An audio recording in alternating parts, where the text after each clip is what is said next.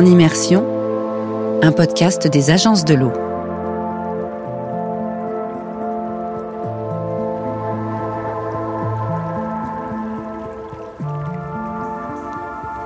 Bonjour à toutes et à tous, je suis Adrien Giraud.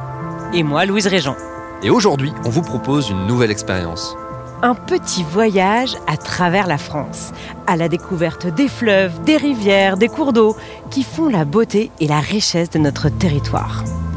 Et surtout qui sont indispensables à la vie. Pour nous, les êtres humains, mais aussi les animaux, les plantes et tout ce qui compose le vivant. La sécheresse de 2022 nous a bien montré à quel point l'eau était une ressource précieuse et fragile. Et finalement, nos rivières, nos fleuves, nos marais, on les connaît assez peu. Voire pas du tout.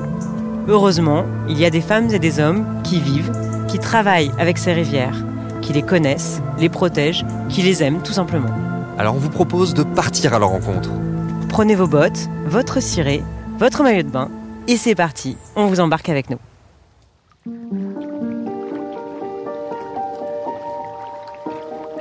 Découvrir la Bièvre, rivière urbaine d'Île-de-France.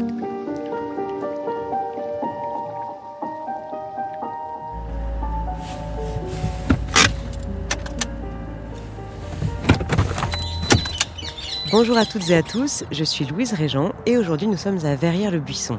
Alors Verrières-le-Buisson, c'est une petite ville de 15 000 habitants environ au sud-ouest de Paris dans l'Essonne qui est traversée par un cours d'eau qui s'appelle la Bièvre. De là où je suis garée, je vois la Bièvre qui est une petite rivière de 2 à 3 mètres de large et qui est longée par un sentier où il y a beaucoup de passages. Il y a des gens qui courent, des gens qui promènent leurs chiens, d'autres avec des poussettes. Et aujourd'hui en plus, nous sommes en automne, donc les arbres sont jaunes, sont rouges. C'est très très beau et en plus il fait un temps magnifique. J'ai rendez-vous avec Hervé Cardinal qui va nous parler de la Bièvre et de cet environnement naturel à 15 km seulement de Paris. Bonjour. Bonjour. Louise, enchantée. Hervé, ok, bienvenue dans la vallée de la Bièvre.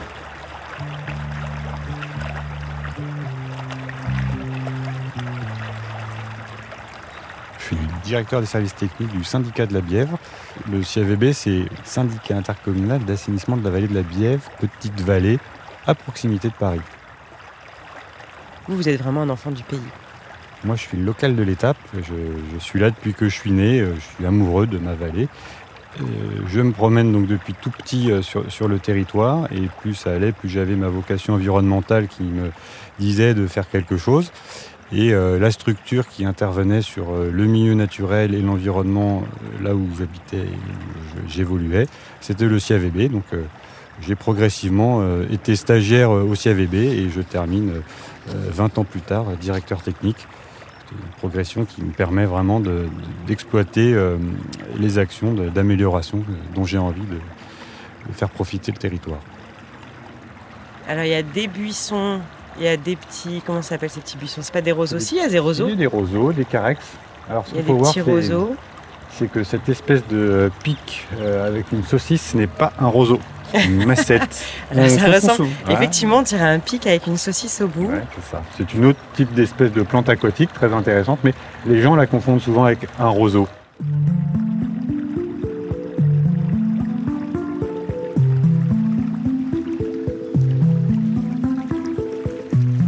La Bièvre elle-même, elle fait un peu moins de 40 km de long de sa source, donc à l'amont, à sa confluence avec la Seine, tout à l'aval. Et elle traverse de nombreux paysages, de nombreuses voiries, de nombreuses villes, de nombreux champs, de nombreuses forêts. Elle démarre dans les Yvelines, sa source se trouve dans les Yvelines. Après, elle passe dans le 91, qui est le département de l'Essonne. Elle poursuit dans les Hauts-de-Seine, dans le Val-de-Marne, et termine sa route dans Paris en traversant le 13e et le 5e. On avance un peu ? On avance. Pour voir tout ça de plus près. On a quand même aussi la chance d'avoir ce petit chemin piéton sur lequel on peut profiter. On a quand même presque 5000 personnes qui viennent se promener. Alors peut-être pas en plein milieu du mois de décembre, mais sur une journée sympa d'été ou du mois de mai. C'est très utilisé et on a vraiment beaucoup d'usagers qui viennent profiter des sentiers le long de la Bièvre sur notre territoire. C'est vraiment un cours d'eau en pleine ville en fait. C'est ce qui caractérise un peu la Bièvre. Oui, on est sur notre petit territoire de 130 km². On a quand même 200 000 habitants sur 130 km², ce qui fait que c'est très dense, où on a un petit cours d'eau de quelques centaines de litres par seconde. Et pour lui laisser la place, il y a du boulot. Alors moi, j'ai pas pris mes bottes. Aïe, on est dans le milieu naturel. Ça va bien se passer. Il faut juste pas que je tombe dans la Bièvre. Alors, la rivière n'est pas baignable, ni flottable, ni navigable. On est juste là pour voir un cours d'eau, de l'écologie et de la biodiversité.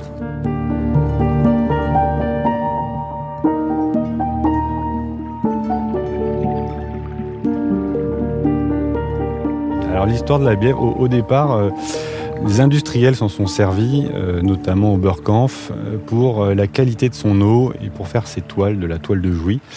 Il y avait aussi beaucoup de... À Jouy-en-Josas. Après, sur tout le long du cours d'eau, on avait des moulins tous les 1,5 km qui utilisaient la force motrice de la rivière pour la faire fonctionner. Et on avait les blanchisseurs qui utilisaient aussi l'eau pour faire les lessives diverses et variées, notamment de certains hôtels à Paris. Et plus on allait, et plus c'était les tanneurs et autres travailleurs de peau et de cuir qui utilisaient l'eau et la rejetaient immédiatement après l'avoir utilisée dans le même endroit. Donc on entend bien que la qualité de l'eau, plus on avançait, plus c'était des eaux d'égout et un égout à ciel ouvert qui coulait. Donc il y avait des problématiques de salubrité publique notoires. Et on s'est dit, on veut faire disparaître les problématiques de salubrité, et rien de mieux que de couvrir un cours d'eau ou de recouvrir les immondices d'une bonne canalisation pour ne plus rien voir du tout. La couverture, elle commence, je pense, dans les années 1800, et puis elle s'accélère fortement avec l'urbanisation dense de la petite couronne et de la grande couronne. Donc jusqu'en 1950-60, on continuait de couvrir la rivière et de l'encanaliser. Je ne sais pas si ça se dit trop ce mot, mais on le comprend. Et derrière, à partir de 70, là, il y a vraiment un frein où on se dit, maintenant, on va arrêter un peu de ces maltraitances.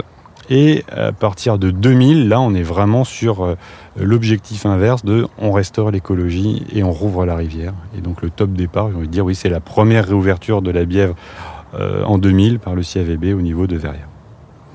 Et depuis, on ne s'arrête plus.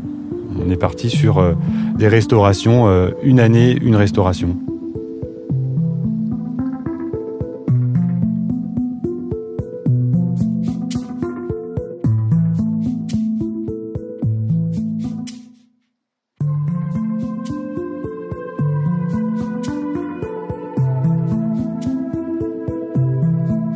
Aujourd'hui, du coup, elle ressemble à quoi la Bièvre sur ces 35 km de parcours? Quels sont les endroits qui sont couverts encore et ceux qui ont été découverts? Alors on a 18 km à peu près qui vont être sur notre secteur qui sont maintenant découverts. Passé Antony, elle est canalisée sur la plupart de son territoire. Sauf que depuis les années 2000, il y a eu des réouvertures successives sur des petits tronçons de plusieurs centaines de mètres, voire kilomètres, notamment à Fresnes, Arcueil-Cachan, secteur de l'Aille-les-Roses, qui ont été réouverts. Et donc Arcueil-Cachan qui est le dernier là, qui a été terminé, les travaux terminés en 2022. Il y a le petit cours d'eau et puis tout autour, on a vraiment une grande zone d'herbes, d'arbres. C'est quoi? C'est des peupliers. Gagné pour ceux de la gauche, des aulnes. C'est des espèces locales de milieu de cours d'eau. Il y a des saules qui vont se développer naturellement, les zones, quelques chênes qui apparaissent. Dès lors qu'on arrive sur des milieux un peu ouverts, on essaye de racheter ces milieux et de faire les opérations que vous avez devant les yeux. Qui sont donc du coup des grands espaces très verts, très herbeux. Elle n'est pas très large, hein. Elle fait 1 mètre, 2 mètres.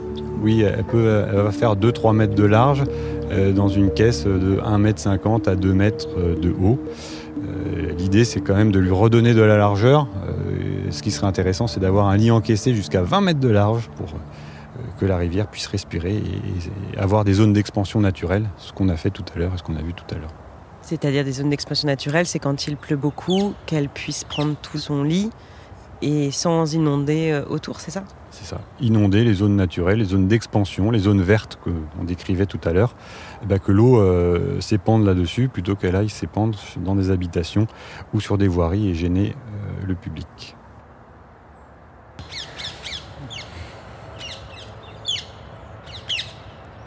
Alors on entend plein de petits oiseaux. Oui, mais celle qu'on vient d'entendre, c'est les perruches à collier. C'est une espèce invasive qu'on a en Île-de-France qui se développe de plus en plus et qui prend de plus en plus de place.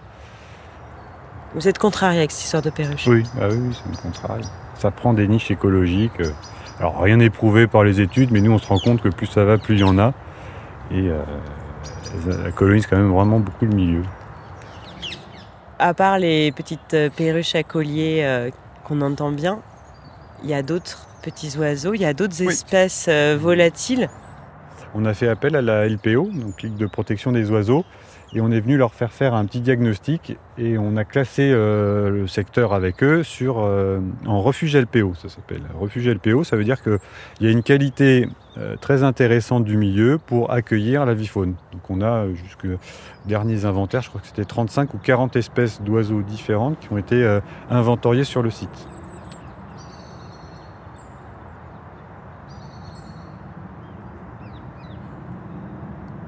On arrive à avoir des bergeronnettes des ruisseaux qui étaient plus présentes. On a maintenant, avec l'écologie de la rivière et puis ses fonds diversifiés, on a le martin pêcheur qui est de nouveau présent de plus en plus sur le secteur où on se trouve actuellement, qu'on ne voyait non plus tellement. Sur les parties un peu plus hautes où on a restauré des vasières, on arrive à avoir quelques limicoles qui s'arrêtent sur ce secteur quand même très urbain. On a la chance de les voir passer. C'est quoi des limicoles ? Limicoles, c'est ces petits échassiers type gravelot qui sont là. On arrive à avoir les petits chevaliers gambettes, chevaliers guignettes. Après, il y a du plus commun. On va avoir du plus commun comme celui qu'on entend là d'ailleurs juste derrière, le rouge-gorge, qui va être là. On peut avoir après le héron aussi, lui, à une époque, le héron, il était rarement présent et maintenant, on ne peut pas se promener sans le voir. Et alors, il y a des chauves-souris aussi. Alors, sur le secteur, on arrive à avoir des cavernes. Alors, on est en Île-de-France. On se dit, il n'y a pas de caverne vraiment en Île-de-France, sauf qu'on a la chance sur la vallée de la Bièvre d'avoir Louis XIV qui a décidé d'amener de l'eau à Versailles avec les eaux du plateau de Saclay et qui a creusé des aqueducs pour mettre en place et amener son eau. Et ces aqueducs, qui ont 340 ans, sont toujours présents et sont maintenant refuge chiroptères, oui, chauves-souris. Pour un secteur d'Île-de-France, on a vraiment 150 à 200 bêtes hivernantes dans les aqueducs. Alors comme ça vous parle peut-être pas, mais ça fait un top 10 en Île-de-France en zone de refuge.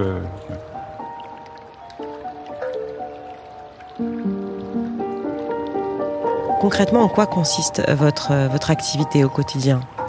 Alors, à trouver comment restaurer le cours d'eau sur le maximum de son secteur et comment le protéger des pollutions diverses et variées dont on parlait tout à l'heure, les voiries, les arrivées d'eau usée et autres problèmes qui pourraient créer des désordres dans la rivière. Donc alors pour ça, plusieurs actions. J'essaye de trouver des terrains, de racheter des terrains. Ça nous prend plusieurs années pour monter un dossier et après, la phase la plus sympa, c'est la phase travaux qui dure 3 mois. Mais il y a quand même beaucoup de travail en amont avant de faire des travaux de restauration et de réhabilitation écologique.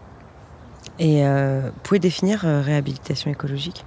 Alors, réhabilitation écologique, c'est redonner l'aspect naturel à la rivière en supprimant tous les impacts négatifs qu'elle a subis par la main de l'homme, tant un mur, tant un seuil, tant un canal, tant un peu de béton. Dès que vous voyez une modification de l'homme, on la supprime et on lui redonne un profil intéressant et naturel. Très concrètement, on fait ce que je pourrais appeler une démonstration de sangliers. Vous avez déjà vu ces sangliers dans les bois quand ils sont passés le long des chemins, qu'ils ont tout retourné ? Eh bien, on arrive avec des engins, des pelles, et on vient reterrasser la totalité du cours d'eau pour lui redonner sa forme naturelle. Je suis déçue qu'il n'en ait pas vu les canards. Vous auriez pu prendre rendez-vous quand même. C'est comme le héron, j'avais pas rendez-vous. Je marche à petits pas pour pas me casser la figure. Éviter le grand aquaplaning dans la boue. Ouais, c'est très français, un aquaplaning dans la boue, mais on comprend quoi. On aura compris.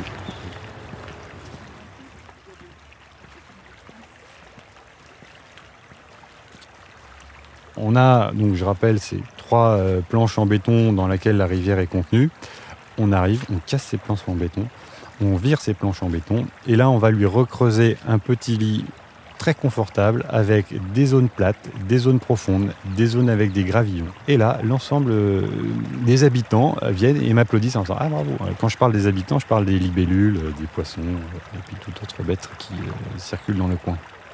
Et donc ça fait un champ de boue géant qui souvent est un peu stressant pour les promeneurs qui pensent que soit on va construire un immeuble, soit on est en train de tout détruire. Bon.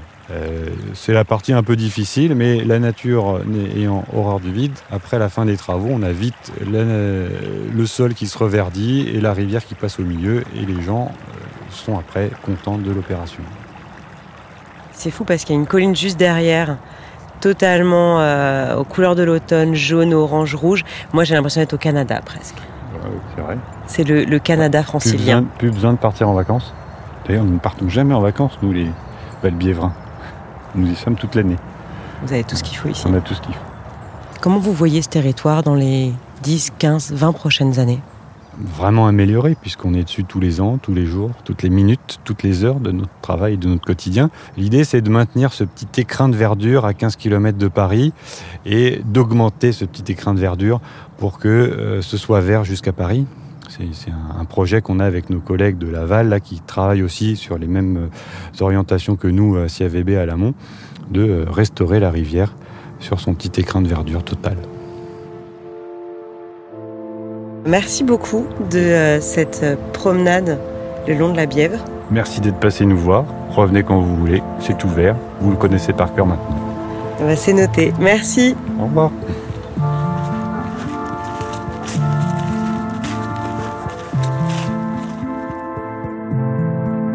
Voilà, c'est la fin de ma découverte de la Bièvre dans l'Essonne avec Hervé Cardinal. Merci de m'avoir suivi et à très bientôt le long d'un autre cours d'eau ailleurs en France.